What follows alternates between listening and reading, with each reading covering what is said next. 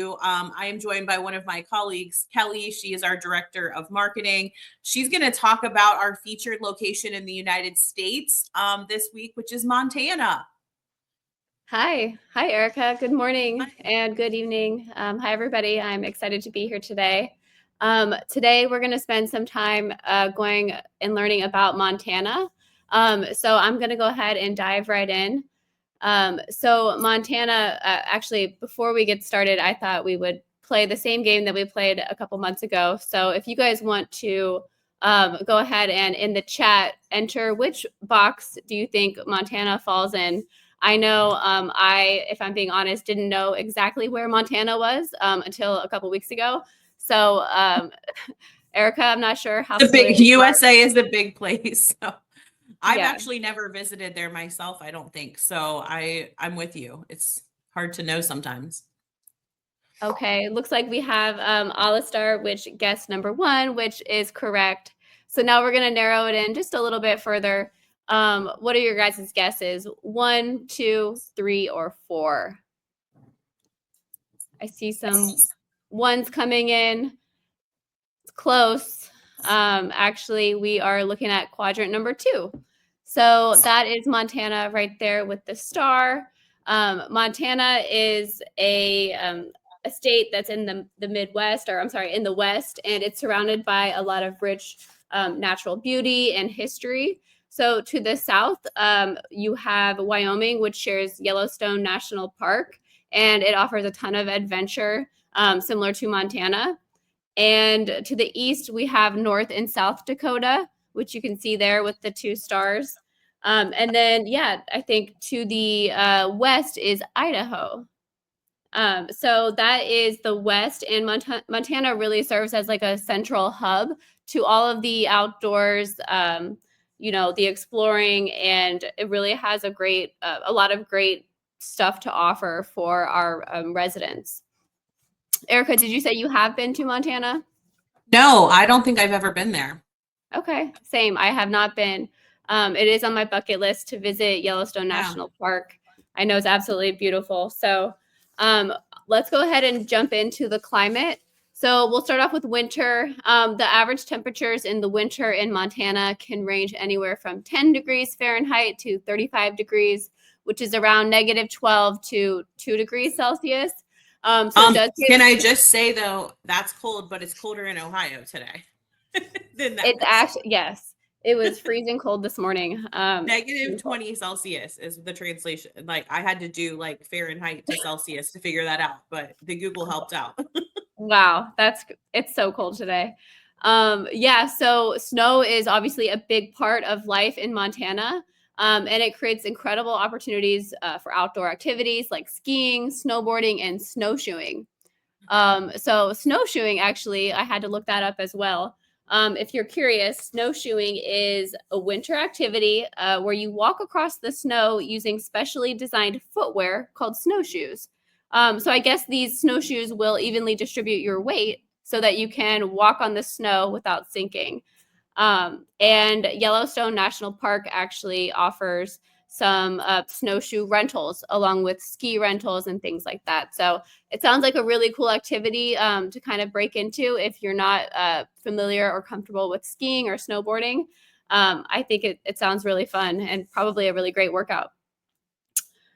Kelly, I think I was right, though. That show that's popular right now, I don't know if any of our candidates would have watched it. It was on Paramount Network. It's called Yellowstone with Kevin Costner. It was based here in this Yellowstone area in Montana. So if you want to check out what the scenery looks like, I recommend watching the show. I'm not doing a plug for the show, but if you It's actually a really good show. It's a great show. So if you have access to be able to watch that, or when you get to the US, definitely would be a recommendation. There might be a lot of snowy, cold winter nights if you do choose Montana. So you'll definitely want some good books to read or some, TV shows to watch. Yellowstone is a great one. Another fact about the winter, before we move on, is that Montana, or actually the Helena, which is the capital city, actually gets 42 inches of snow on average per year. And so that might sound a little daunting and a little scary, but there's definitely, some practical tips that you can you can use to help you with that adjustment. So a couple of things here. You're really going to want to invest in some good snow gear. Yes, the winter time is from December to February, so it's, you're not going to need this year round, but you're definitely going to need some warm clothing. A quality winter coat, especially in these sub-zero temperatures, is going to be necessary. You're going to want to make sure you have your hats and gloves and scarves, things that I've definitely been pulling out of the drawer the past couple of days here in Ohio. But yeah, layers are going to be a key theme that you'll hear when it comes to Montana. And then when it comes to like driving in the snow, in the US, we're very much car culture. So you're going to need a car. And there are ways around the snow. So you can winterize your vehicle with some winter tires. You're also going to want to make sure you have some basics in your car. You can never be too prepared. So there are ways definitely to manage the cold and the snow, and people do it every day. So I don't want that to scare anybody off. And then also when it comes to driving in snow, you just want to make sure you're taking it slow. It's definitely something where you have to practice, and practice makes perfect. So Erica, I don't know if we had actually quite a bit of snowfall in Ohio the past few weeks, and the driving, I think it's kind of second nature once you've done it for several seasons. But I definitely urge my partner from California to drive super slow because he's not familiar with the snow on the roads.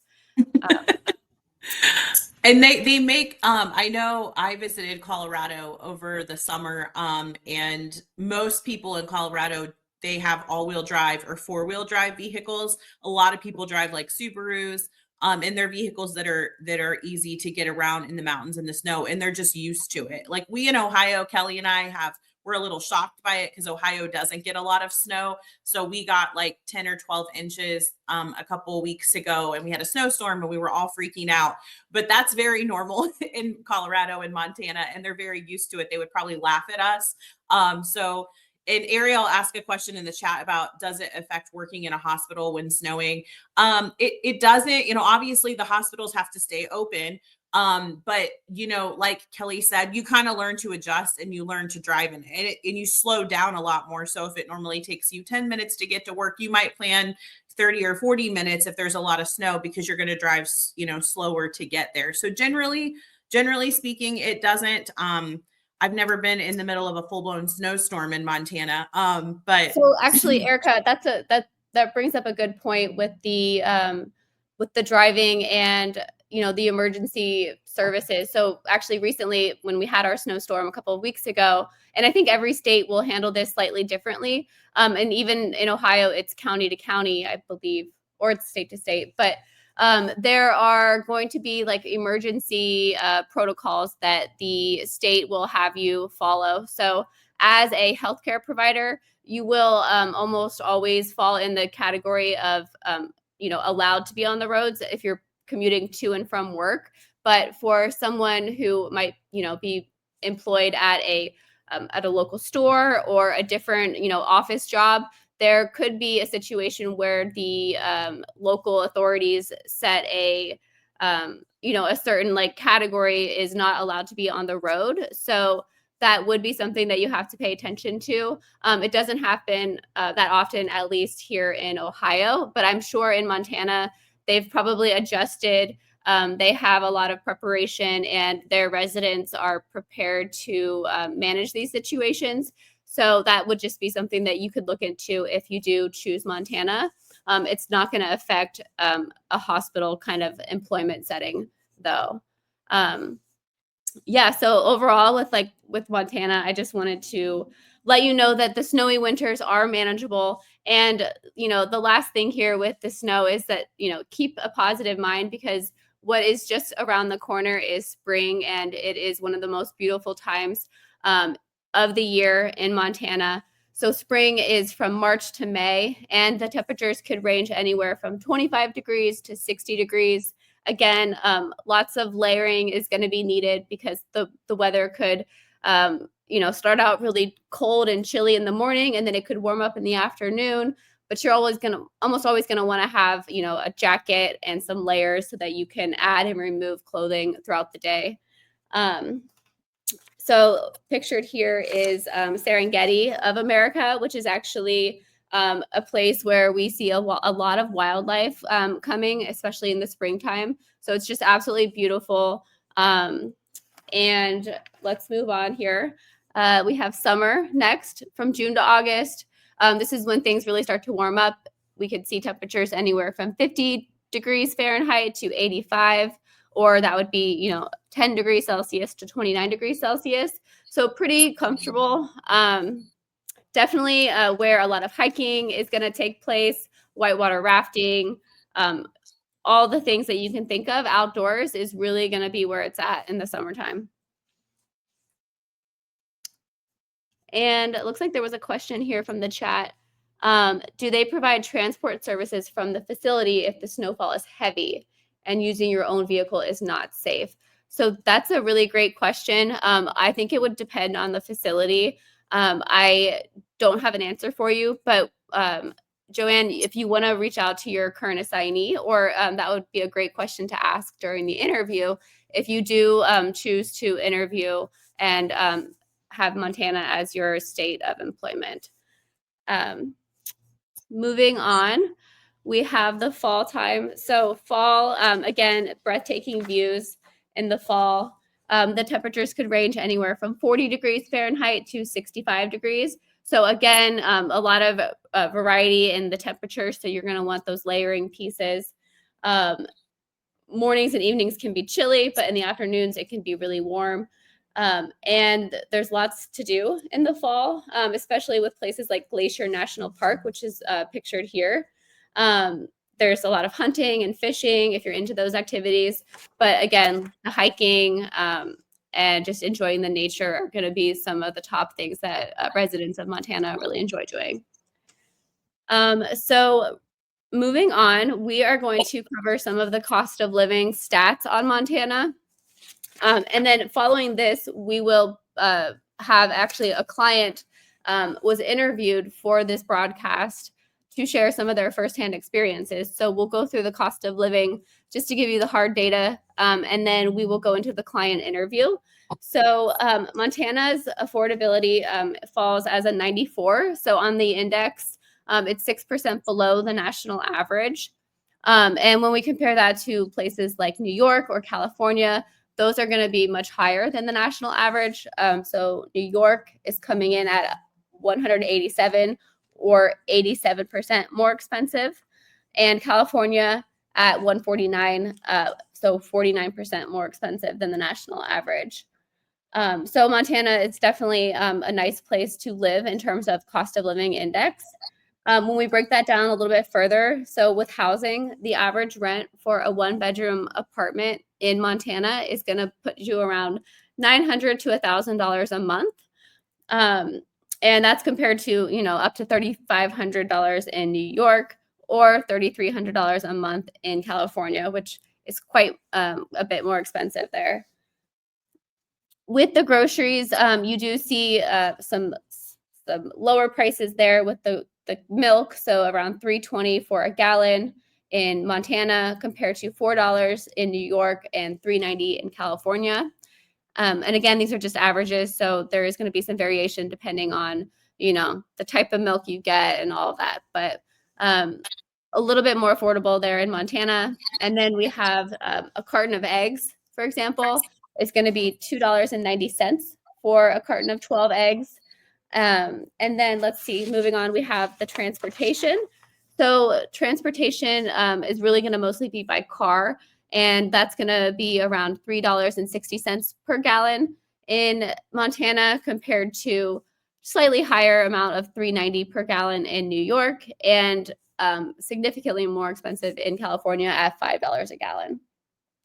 And then, residents of Montana might spend around $50 a month on transportation, although I think in the client interview, they do mention that there's really not there's not a lot of options when it comes to public transportation in Montana. So just keep that in mind.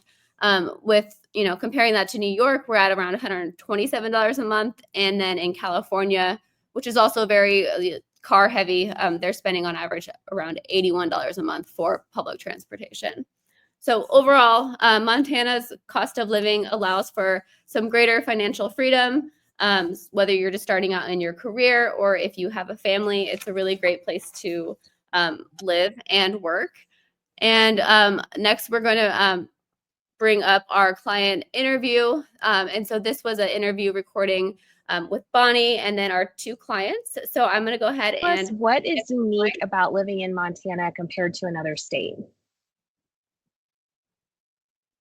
I would say living in Montana, definitely people are very friendly and welcoming.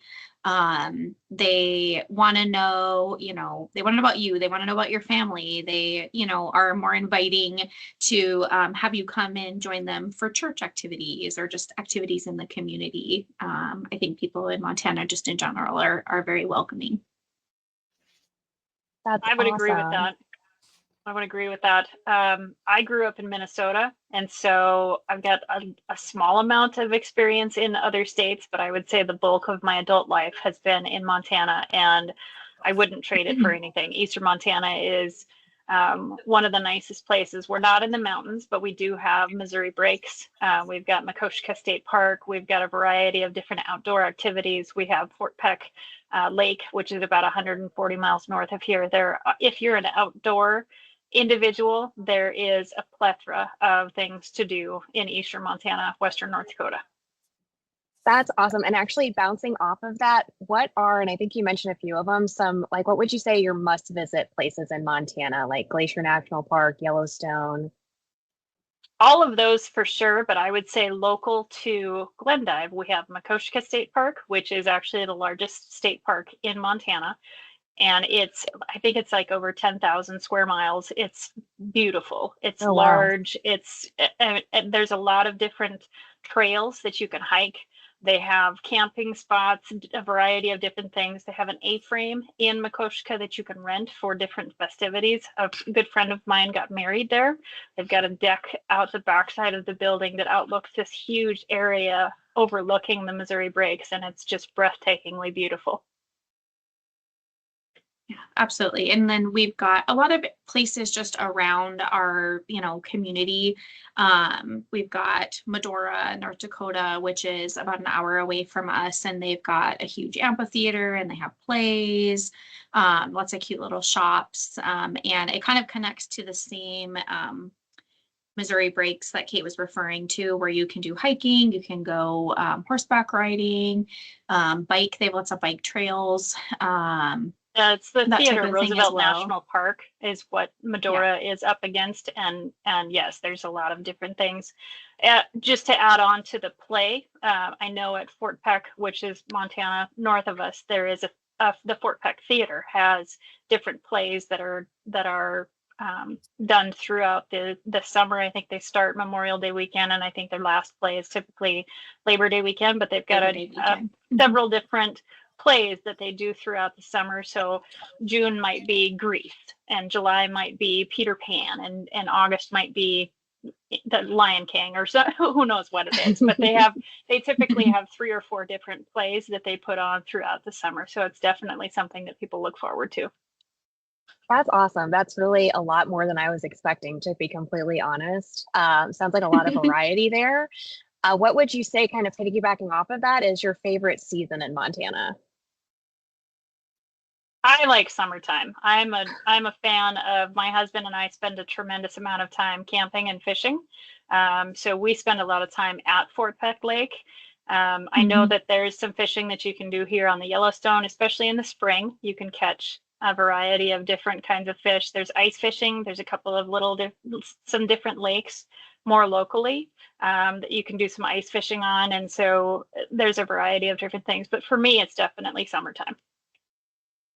And I would say early fall is beautiful as well for us. And it kind of just depends in Montana. Sometimes we have a long fall and sometimes it's not as long.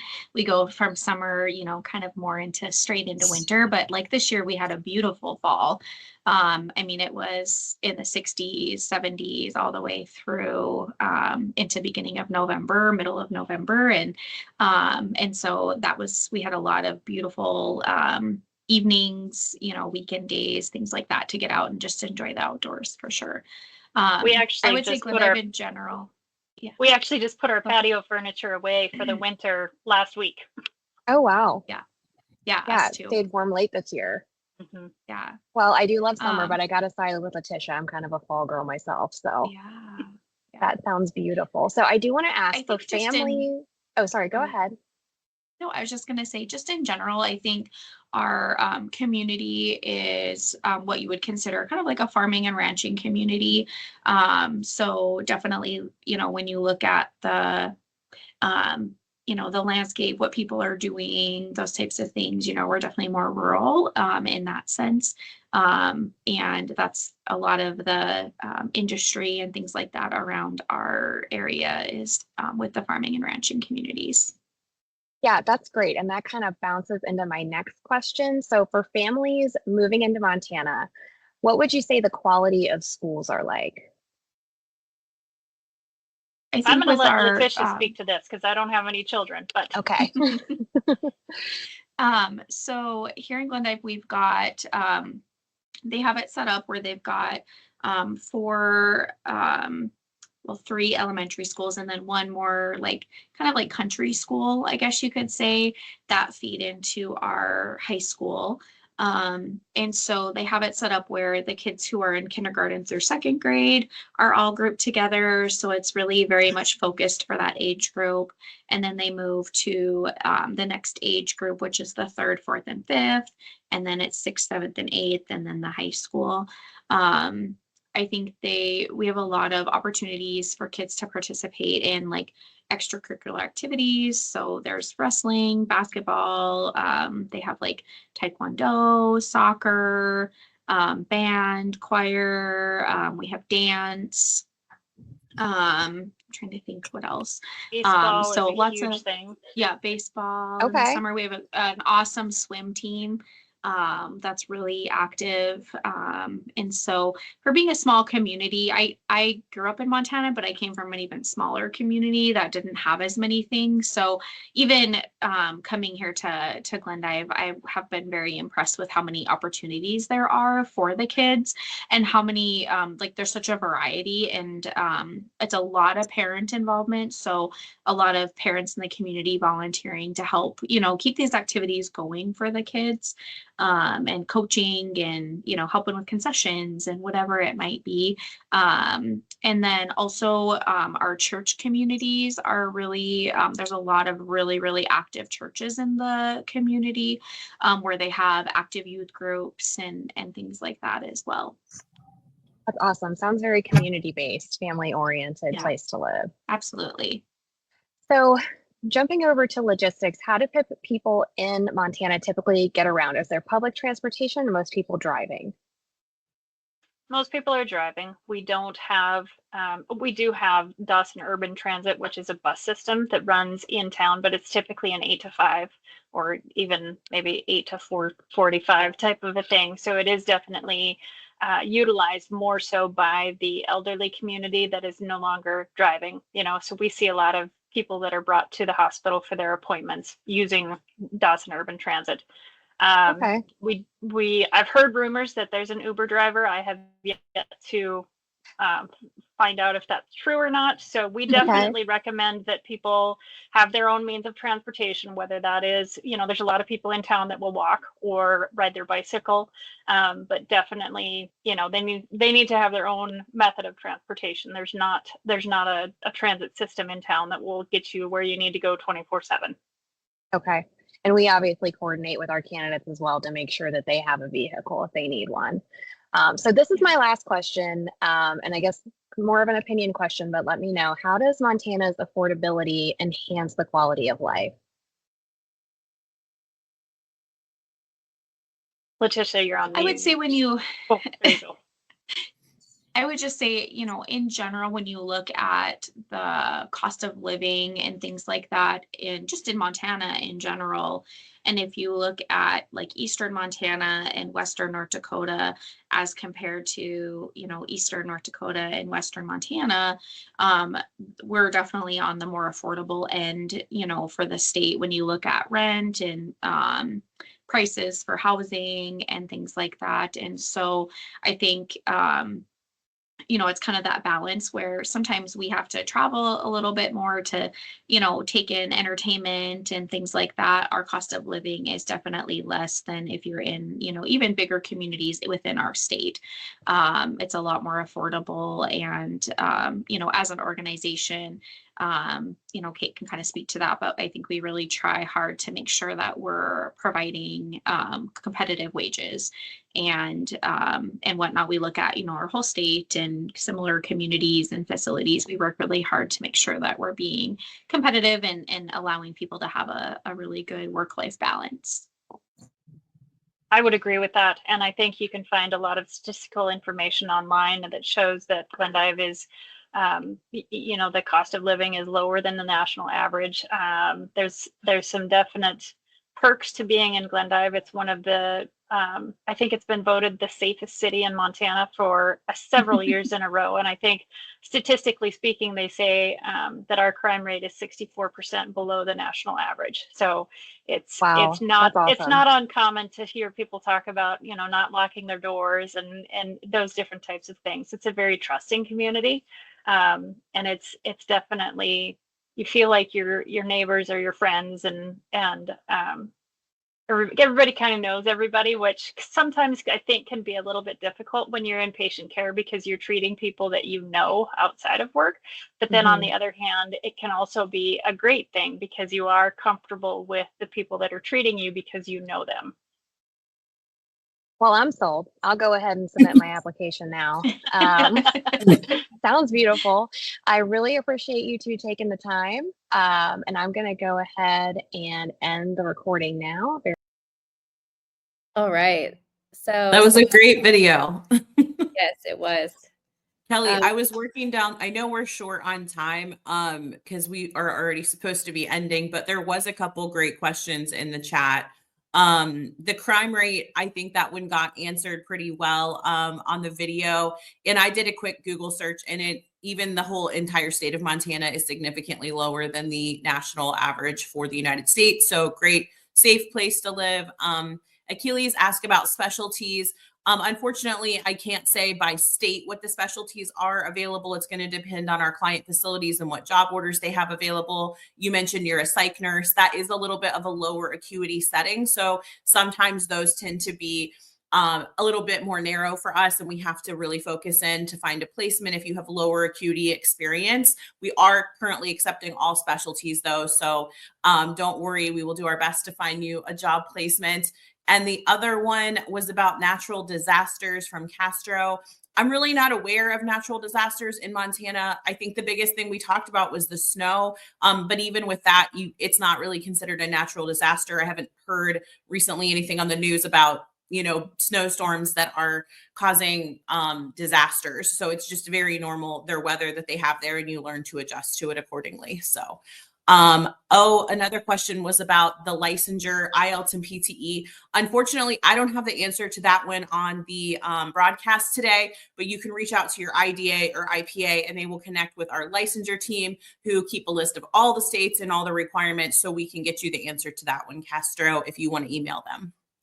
And Kelly, I don't know if you had anything else to add about Montana. Nope, I don't. Thank you for having me, Erica. Thanks for being on. This was a good state. I definitely want to visit now after this.